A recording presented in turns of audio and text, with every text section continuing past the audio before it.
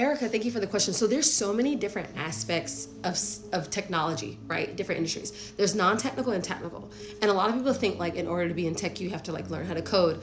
I have a personal opinion where I think like the average person is going to be a coder because like there's just so much like access to stuff that we can easily all build, Google search, ChatGPT search, whatever. But there are also tons of non-technical roles, right? Because like you can't have a tech company and not have non-technical people.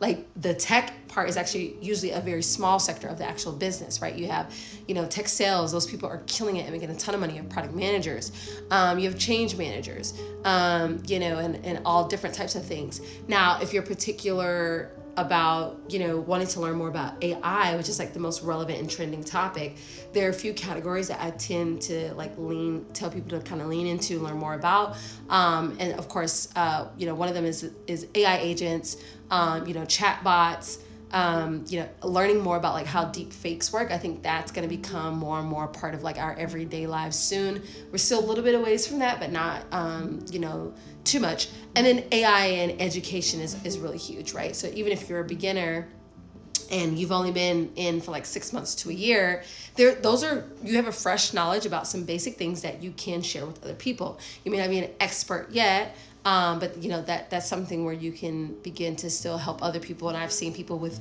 way less experience than me that are even teaching courses and doing all kinds of stuff. So if I were you, I would just like really try to spend time just exposing yourself to different parts of technology.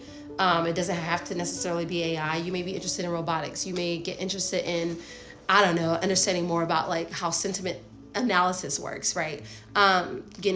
Just expose yourself as much as possible. Find different communities. There are a lot of online free communities. Facebook is actually a really great place. Like there are good Facebook groups.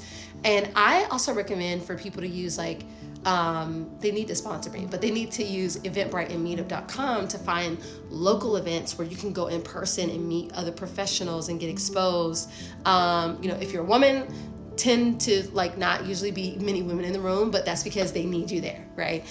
So just try to find like both in-person and digital groups that you can join to get more awareness of. And then also OpenAI has a academy.